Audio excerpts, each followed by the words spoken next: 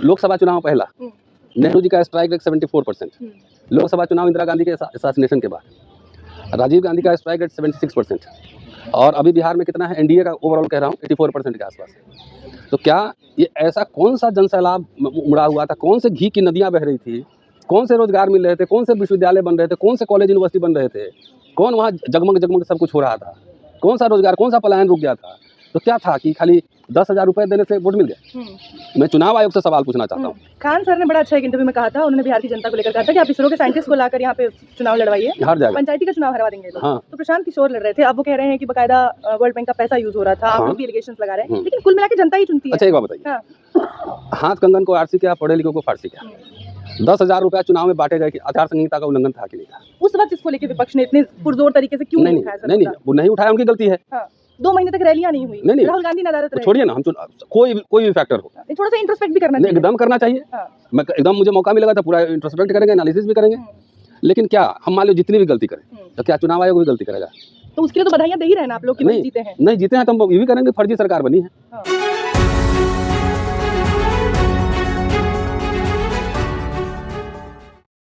देंगे, आप लोगों ने बहुत कोशिश की, भरसक कोशिश की, लेकिन उसके बाद भी बिहार में नीतीश कुमार हैं। बधाई तो बनता है, हाँ। शपथ लिया उन्होंने। हाँ, जैसे मोदी जी गमछा हिलाए थे ना, हमारे यहाँ बिहार में नाच में लोग गमछा हिलाते हैं उसी तरह से, है ना। तो बिहार में गए हैं तो कुछ बिहार का संस्कार भी लिए हैं, नाच शादी ब्याह में संस्कार लिए हैं, वही खाली लिए हैं। बाकी जो वहाँ जो इंटेलेक्चुअल ट्रेडिशन है उस पर कोई बात नहीं किए हैं। और न पूरे इलेक्शन के दरमियान एजुकेशन, यूनिवर्सिटी, इंस्टीट्यूशंस पे कोई बात हुई है? नहीं है? बिहार ज्ञान विज्ञान के सृजन का केंद्र रहा है, और वहाँ पे उस पर बात नहीं हो तो इसका मतलब कुछ तो गड़बड़ है। जंगल राज पे ही जीत लिया उन्होंने बिहार, बस। आंकड़ा दूं क्या? अभी एनसीआरबी का डेटा है बिहार का, खाली एट्रोसिटीज में बात करता हूँ, 4थे नंबर पे भारत में। पहले नंबर पर उत्तर प्रदेश, फिर राजस्थान, फिर मध्य प्रदेश, फिर बिहार। तो भाई जंगल राज है तो किसी के लिए हम लोग पढ़ते हैं पुराने में कलयुग, तो किसके लिए कलयुग था? वो किसी के लिए कलयुग हुआ तो किसी के लिए स्वर्ण युग भी होगा ना। तो जिसके लिए जंगल राज है, किसके लिए जंगल राज है, पहले ये तो पूछना। जितने लोग बोल रहे हैं जरा उनका सोशल डायमेंशन का प्रोफाइलिंग कीजिए, तब आपको पता लग जाएगा। और अभी क्या हो रहा है, अनंत सिंह ने देखा इलेक्शन के दरमियान 40-40 गाड़ी का काफिला ले घूम रहे थे, मार भी दिया आदमी को, 3 दिन लगा वो गिरफ्तार होने में है? तो ये क्या है? क्राइम मैं आंकड़ा में लेके चलता हूँ, इसलिए थोड़ा आपको बता भी दूं कि क्या क्या है, तब ज़्यादा समझ में आएगा। क्राइम पे ही बात कर लेते हैं पहले कि अब तो सरकार बन गई। नहीं, कोई बात नहीं है, सरकार बन गई तो क्या आजीवन यही रहेगा? मतलब सब लोग बोलना बंद कर दे क्या? 47 तक तो है ही ना सर उनका, देखिए टारगेट 11 हिंदू राष्ट्र बना के ही मानेंगे। ठीक है, आपका स्वागत है हिंदू राष्ट्र में। इसी तरह माइक लेके घूमना, आने वाली 3 पीढ़ियां माइक ले हिंदू राष्ट्र में। आप नहीं रहोगे? हम तो चले जाएंगे, विदेश चले जाएंगे। मतलब आप छोड़ रहे हैं भारत? हाँ, चले जाएंगे। अब जाएंगे नहीं, लड़ेंगे यहीं पे यार। तुम मजाक कर रहा हूँ कि तानाशाह तो दुनिया में बड़े बड़े हुए, हिटलर भी हुए, तमाम हुए, स्टालिन हुए, सब लोग का, मुसोलिनी भी हुआ। तो इतिहास पढ़ते हैं तो जानते ही हैं। 6 महीने में 6 बड़े उद्योगपतियों का पटना में आपने देखा, सीधे मार दिया। रोज 8 हत्याएं, 28 महिलाओं का अपहरण, 136 सीनियस क्राइम। कुल अपराध 333% बढ़ गया है। महिलाओं के अपहरण में 1097% का इजाफा, हत्या के प्रयास में 262% और सीरियस क्राइम में 206%। और पिछले जो आंकड़े आ रहे हैं, हज़ारों हत्याएं हो चुकी हैं। इसके अलावा ये तो जंगल राज नहीं है ना, ये मंगल राज है। आप अगर गद्दी पे बैठे हैं, आप मेरी हत्या कर दें तो आपके लिए क्या है? धर्म का पालन है ना। और हम आह भी भर दें ना तो आपको जंगल राज नज़र आता है। दुनिया में मैं एज ए प्रोफेशनल हिस्टोरियन ही बात कर रहा हूँ। दुनिया में जहाँ जहाँ सोशल ट्रांसफॉर्मेशन हुआ है, वहाँ सोशल टेंशन भी हुआ है, ठीक है। तो बिहार में 90 के दशक में जो सत्ता का हस्तांतरण हो रहा था, क्या 90 के पहले या जो वहाँ के दलित हैं, आदिवासी हैं, अति पिछड़े हैं, और सब लोग मिलकर एक ही नदी में पानी पी रहे थे, तो सत्ता का हस्तांतरण हुआ तो जिनका सत्ता गया, देखिए रेवोल्यूशन हर समय नहीं वायलेंट होता है, काउंटर रेवोल्यूशन वायलेंट होता है। जिसकी सत्ता जाती है ना, वो वायलेंस करता है। 90 का दशक याद कीजिए, आप मुजफ्फरपुर याद कीजिए कि AK 56 और AK 47 हॉस्टल में रहता था। बड़े बड़े नाम क्या गिनवाऊं, जाके गूगल कर लीजिए, बड़े बड़े नाम, मिनी नरेश, तो अभय दुबे, तो भुटकुन शुक्ला, सम्राट, अशोक सम्राट, ये तमाम नाम मैं गिनवा रहा हूँ। तो क्या ये सब मंगल राज लाने के लिए वायलेंस कर रहे थे? पूरा नॉर्थ बिहार, पूरा बिहार उबल रहा था। तो ये तो छोड़ ही दीजिए, जंगल राज किसी के लिए होगा। जैसे इमरजेंसी को मैं कई बार डिफेंड करता हूँ ना, इमरजेंसी आपके लिए होगा काला दिन, मेरे लिए थोड़ी था। लेकिन जंगल राज के खिलाफ खड़ा भी तो हिंदू राष्ट्र का संकल्प है ना? ना, हिंदू राष्ट्र में क्या हो रहा है ना, इलेक्शन का रिजल्ट आते वहाँ पिटाई या हत्या शुरू हो गई दलितों की। आपने देखा नहीं, सोशल में आ ही रहा है सारा रिपोर्ट्स। तो ये आपका मंगल राज है। देखिए, संसाधन पर, मीडिया पर, इंस्टीट्यूशन पे आपका कब्जा है, तो आप जैसा नैरेटिव चाहते हो वैसा बना देते हैं। ठीक है, व्हाट्सएप यूनिवर्सिटी पे आपका कब्जा है, तो मैं भी बिहार का रहने वाला हूँ, आप भी बिहार के रहने वाली। बिहार के गांव के स्कूल में पढ़ा है आपने? जी जी। कब? मतलब गर्मियों की छुट्टियों में जाती थी। नहीं, गर्मियों की छुट्टियों में नहीं। हाँ। गांव के स्कूल में पढ़ाई की आपने? नहीं, प्रॉपर नहीं। दरभंगा के या मधुबनी के या मुजफ्फरपुर के सरकारी स्कूल में पढ़े हैं? आप तो जेन जी है ना, आप नीतीश राज में पैदा हुए होंगे या उससे थोड़ा सा पहले। यही तो चकमा दिया गया है ना सर। हाँ, तो आप वहाँ के सरकारी स्कूल में पढ़े हैं? सरकारी अस्पताल में इलाज करवाए हैं? नहीं। हैं? तो पहले तो हम पढ़े सरकारी स्कूल में, बोलिए। सरकारी स्कूल में पढ़ के, सरकारी कॉलेज में पढ़ के यहाँ तक आए। आज पटना के कॉलेज में, मुजफ्फरपुर के कॉलेज में, सरकारी स्कूल में, हॉस्पिटल में बीजेपी के नेता पढ़ते हैं, नेता के बच्चे पढ़ते हैं, टॉप ब्यूरोक्रेट्स के बच्चे पढ़ते हैं। लेकिन सर ये तमाम बातें, अब जब चुनाव जीत लिया है नीतीश कुमार ने, तो बेईमानी से जीता है। एक बात बताइए, ये अमेरिका का नहीं, अमेरिका के राष्ट्रपति कौन है? ट्रम्प। वो 20 बार डांटा है, हे गाइस मैंने तुम्हारा कॉम्प्रोमाइज करवाया। एक बार इनके मुंह से बकार निकली? एक बार भी कह रहा हूँ, बोला है कि नहीं ट्रम्प ने नहीं करवाया है। और मैं एग्जांपल दे रहा हूँ। क्या पता देश के हित में न बोले हो मोदी जी। तो आप ही उनके रिसर्चर है ना, सेक्रेटरी आप ही को देश का हित पता रहता है। टैरिफ तो बढ़ा दिया ना देश के हित में, नहीं देखे तो कर रहे हैं। तो पहले बढ़ा दिया, 100 बढ़ाया, बोला कि 40 कम कर दिया। तो नेहरू के ज़माने में जो भारत गरीब था, आज़ादी हुआ था, नेहरू किसी के सामने सरेंडर किए? सवाल कर रहा हूँ ना, गुट निरपेक्ष बना है ना कि ना हम इधर रहेंगे ना अमेरिका ना इधर, हम अपना एक गुट निरपेक्ष बनाएंगे। झुके तो नहीं।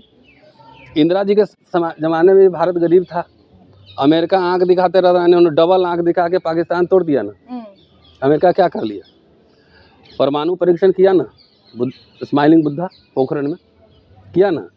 तो ये अमेरिका को क्यों नहीं? इतना आपका सब फ्रंट पर फेलियर है, दुनिया में आपका कोई दोस्त नहीं। इनके लिए अमेरिका चेयर खींचता है। अच्छा, इनको बिठाने के लिए। हाँ, चलिए आप तो कर लीजिए। देखिए, लोकसभा चुनाव पहला, नेहरू जी का स्ट्राइक रेट 74%। लोकसभा चुनाव इंदिरा गांधी के असैसिनेशन के बाद, राजीव गांधी का स्ट्राइक रेट 76%। और अभी बिहार में कितना है? एनडीए का ओवरऑल कह रहा हूँ 84% के आसपास। तो क्या ये ऐसा कौन सा जनसैलाब उमड़ा हुआ था? कौन से घी की नदियाँ बह रही थी? कौन से रोजगार मिल रहे थे? कौन से विश्वविद्यालय बन रहे थे? कौन से कॉलेज यूनिवर्सिटी बन रहे थे? कौन वहाँ जगमग सब कुछ हो रहा था? कौन सा रोजगार, कौन सा पलायन रुक गया था? तो क्या था कि खाली 10,000 रुपये देने से वोट मिल गए? मैं चुनाव आयोग से सवाल पूछना चाहता हूँ। खान सर ने बड़ा अच्छा एक इंटरव्यू में कहा था, उन्होंने बिहार की जनता को लेकर कहा था कि आप इसरो के साइंटिस्ट को लाकर यहाँ पे चुनाव लड़वाइए, हार जाएगा, पंचायती का चुनाव हरवा देंगे लोग। हाँ। तो प्रशांत किशोर लड़ रहे थे, अब वो कह रहे हैं कि बकायदा वर्ल्ड बैंक का पैसा यूज हो रहा था। हाँ। आप लोग भी एलिगेशंस लगा रहे हैं, लेकिन कुल मिला के जनता ही चुनती है। अच्छा, एक बात बताइए। हाँ। हाथ कंगन को आरसी क्या, पढ़े लिखे को फारसी क्या? 10,000 रुपया चुनाव में बांटे गए कि आचार संहिता का उल्लंघन था कि नहीं था? उस वक्त इसको लेके विपक्ष ने इतने पुरजोर तरीके से क्यों नहीं उठाया? नहीं, वो नहीं उठाया, उनकी गलती है। हाँ। 2 महीने तक रैलियां नहीं हुई। नहीं, राहुल गांधी नदारत रहे। छोड़िए ना, हम कोई भी फैक्टर हो, थोड़ा सा इंट्रोस्पेक्ट भी करना चाहिए। एकदम करना चाहिए। हाँ। मैं एकदम, मुझे मौका मिलेगा तो पूरा इंट्रोस्पेक्ट करेंगे, एनालिसिस भी करेंगे। लेकिन क्या हम मान लो जितनी भी गलती करें, तो क्या चुनाव आयोग भी गलती करेगा? तो उसके लिए तो बधाइयां दे ही रहे ना आप लोग कि नहीं जीते हैं। नहीं जीते हैं तो हम ये भी करेंगे, फर्जी सरकार बनी है। नीतीश कुमार फर्जी प्रधानमंत्री। तो इलेक्शन कम है, तो बार बार कह रहा हूँ कि अगर इलेक्शन कमीशन चुनाव लड़ेगा तो हम हारेंगे, और फेयर फ्री चुनाव होगा तो हम जीतेंगे। तो आपके आंख के सामने ट्रेन भर भर के लोग ले जा रहे थे, सासाराम में देखा ट्रक मिला वहाँ पे, पैसे दे के ले जाया जा रहे थे, बीजेपी का फटका पहना के लिए था, तो तकरीबन एक अनुमान के हिसाब से 50 लाख लोग गए हैं जी।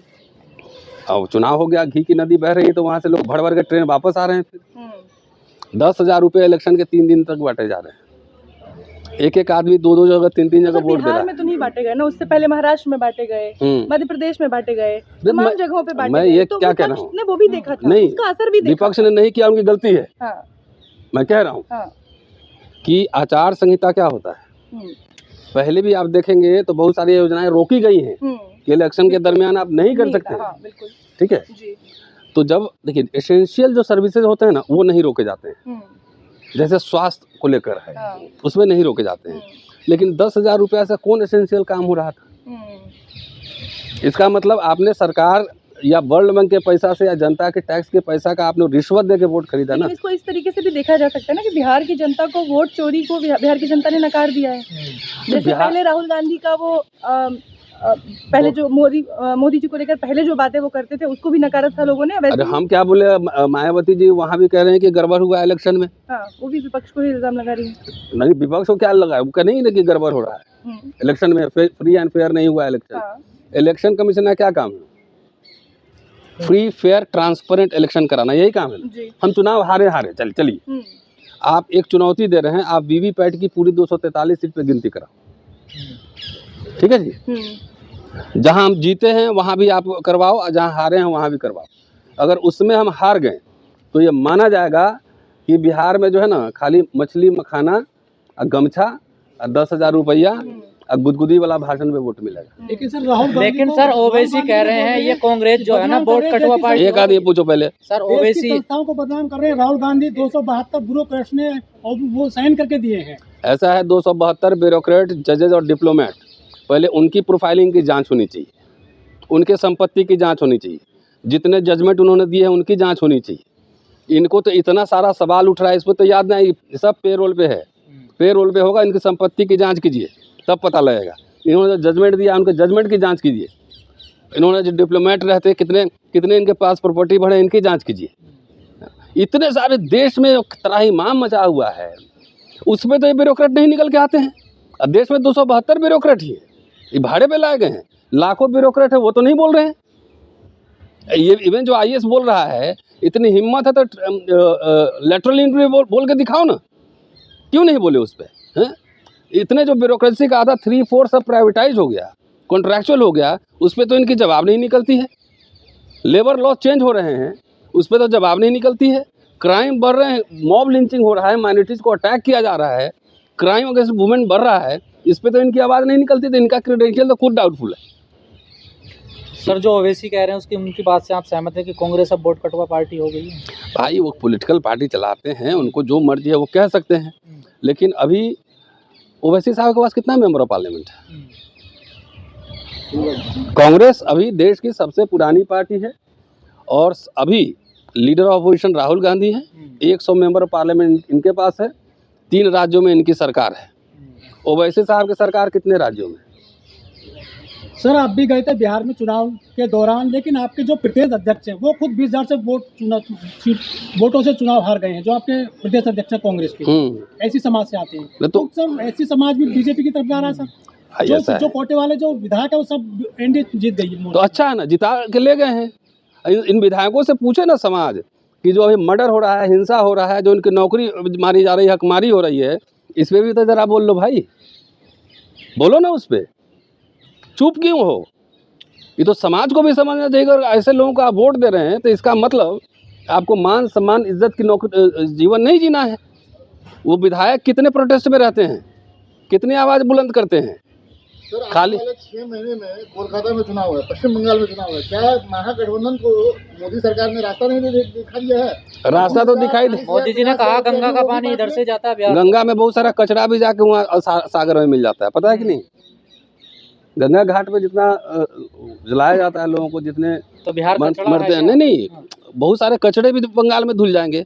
वो बंगाल है, खेला होवे वहाँ दीदी है ना। लेकिन बीजेपी तो वॉशिंग मशीन है ना। हाँ, उसमें भाई आप जितना भी करप्ट रही है, आपने वॉशिंग मशीन का असर देखा था। हाँ, जितना आप करप्ट, जब एक बात बताओ, जब चुनाव आयोग की विश्वसनीयता ही डाउटफुल है तो जो मर्जी है, जहाँ मर्जी जीत लो, केरला में भी जीत लेगा। चुनाव का बॉयकॉट क्यों नहीं करते आप? नहीं, तो ये तो पॉलिटिकल पार्टीज के लीडर्स तय करेंगे ना।